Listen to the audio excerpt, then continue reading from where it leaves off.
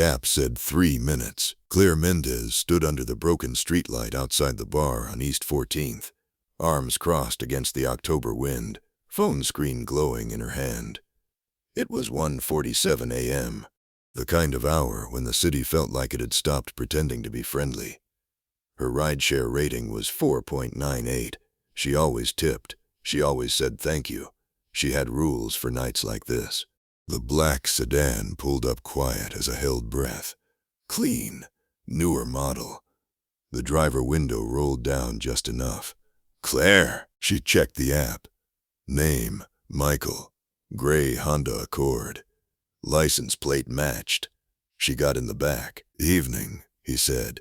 His voice was soft, almost careful. Mid-30s maybe. Dark jacket. Hands at 10 and 2 on the wheel like they'd taught him in some defensive driving course years ago. Hey, Claire said, buckling in. Just heading home. He nodded and pulled into the thin traffic. The city slid by in streaks of sodium light and closed storefronts. For the first few blocks, neither of them spoke. Claire watched the map on her phone, the little car icon crawling toward her neighborhood. She lived on the 3rd floor of a brick walk-up on Mercer, the kind of building where the intercom had been broken since before she moved in, and everyone just buzzed whoever rang. Long night? The driver asked.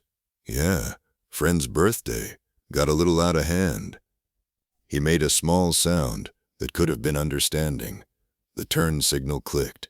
They merged onto the avenue. Claire leaned her head against the window. She was tired in the way that made the edges of things soft. She almost missed it when he spoke again. You leave the kitchen light on when you're scared. The words landed so gently she almost thought she'd imagined them. She lifted her head. Sorry? Michael's eyes stayed on the road. The kitchen light, the one over the sink. You leave it on when you get nervous, especially after nights like this. Claire's mouth went dry. How do you know that? He didn't answer right away. A taxi cut in front of them. He braked smoothly, no sudden movement. Your bedroom walls are that soft green, he continued, still in the same polite tone. Not quite mint, more like the color of old river glass. You have a crack in the ceiling above the bed that looks a little like a question mark if you stare at it long enough. And the radiator under the window knocks 3 times before it starts up. Every time. Claire's hand tightened on her phone. The map still showed them moving toward her address. The same address she had typed into the app 20 minutes earlier. The same address that should have been private. Pull over, she said. We're almost there. I said pull over. He glanced at her in the rear view mirror then. His eyes were ordinary. Brown. Tired. Not the eyes of a monster. That somehow made it worse. You've lived there 3 years and 2 months, he said. You moved in the week after your father died. You still have his old flannel shirt in the back of the closet. You wear it sometimes when you can't sleep. Claire's pulse was loud in her ears. She unlocked her phone and opened the emergency screen, thumb hovering over the button. Who are you?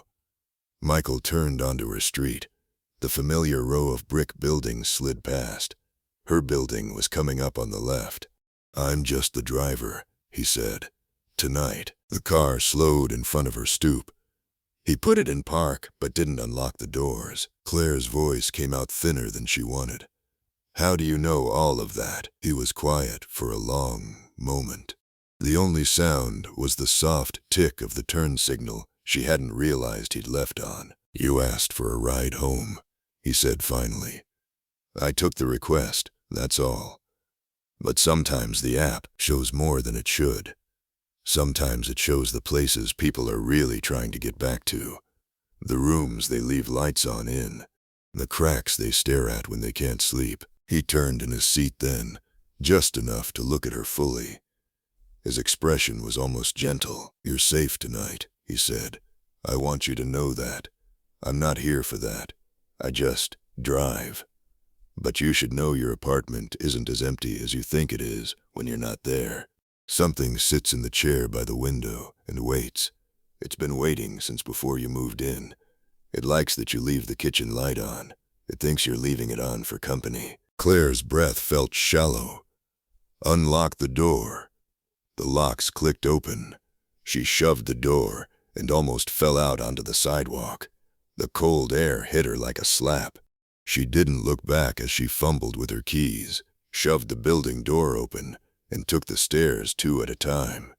Behind her, she heard the sedan pull away, quiet as it had arrived. Her apartment smelled the way it always did, a little like dust and the lemon cleaner she used on the counters. The kitchen light was off. She turned it on with a shaking hand. The soft green walls of the bedroom looked the same.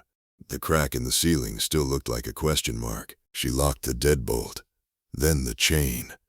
Then she pushed a chair under the doorknob, the way she'd seen in movies. For a long time she sat on the edge of the couch, with every light in the apartment burning, phone in her hand, listening. At 3:12 a.m., the radiator under the bedroom window knocked 3 times and started up with its usual rattle. Claire closed her eyes. In the chair by the window, the one she almost never sat in, the cushion had a shallow depression, as if someone had been sitting there for a very long time, waiting for the sound of keys in the lock. She did not sleep. In the morning, she canceled her Rideshare account. She changed the kitchen light bulb to a colder white.